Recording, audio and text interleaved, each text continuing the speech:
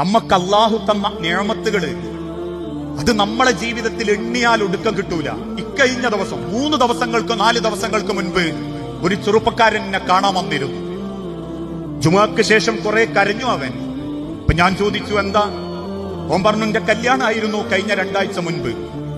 കല്യാണം കഴിഞ്ഞു, ഞാനും എന്റെ അനിയനും മാത്രമേ ഉള്ളൂ. പ്രസവിച്ച് കുറച്ചു കാലം കഴിഞ്ഞ് അനിയനെ പ്രസവിച്ച് കുറച്ചു കാലം കഴിഞ്ഞപ്പോ ഒരു ബ്രസ്റ്റ് ക്യാൻസർ വന്ന് ഉമ്മ ഞങ്ങളെ വിട്ടുപോയതാ. പിന്നെ ഉപ്പയും അമ്മായിമാരും ഒക്കെ ഞങ്ങളെ നോക്കി. ഏകദേശം കൊറോണ കഴിഞ്ഞൊരു കൊല്ലത്തിന്റെ ഇടക്ക് വാപ്പയും പോയി. എന്റെ കല്യാണമായിരുന്നു 2 ആഴ്ച മുൻപ്. ഞാൻ ആ കല്യാണത്തിന് വിട്ടുനിറങ്ങുമ്പോ എനിക്കെന്റെ നെഞ്ചു പടയാൻ തുടങ്ങി. ഞാൻ എന്റെ പെണ്ണിനെയും കുട്ടി തിരിച്ചു വന്നപ്പോ ഒന്ന് കൈ പിടിച്ച് അകത്തേക്ക് കൊണ്ടുപോകാൻ എനിക്ക് ഉമ്മല്ല, എനിക്കൊരു പെങ്ങളുമില്ല.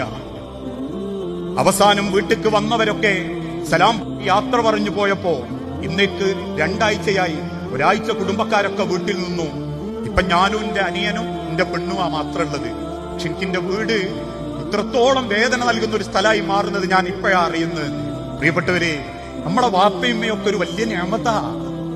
നമുക്കൊരാളുണ്ടാവുക, കയറി ചെല്ലുമ്പോ ഒന്ന് സലാം പറയാണ്ടാവുക, ഇനി എപ്പോഴാ മോനെ വന്നോന്ന് ചോദിക്കാൻ ഒരാളുണ്ടാവുക, സൂക്ഷിച്ചു പോണട്ടോ ഇനി ദ്വാരിക്കണട്ടോ എന്ന് പറയാൻ ഒരു ഉമ്മയും വാപ്പയും ഉണ്ടാവുക, കയറി വരുമ്പോ ഒന്ന് കൈ പിടിച്ച് അകത്തേക്ക് കൂട്ടിക്കൊണ്ടുപോകാൻ ഒരു പെങ്ങളുണ്ടാവുക, കല്യാണക്കാര്യങ്ങളൊക്കെ ഒന്ന് നോക്കി നടക്കാൻ ഒരു ഏട്ടനുണ്ടാവുക. ഇതൊക്കെ നിയമത്താ.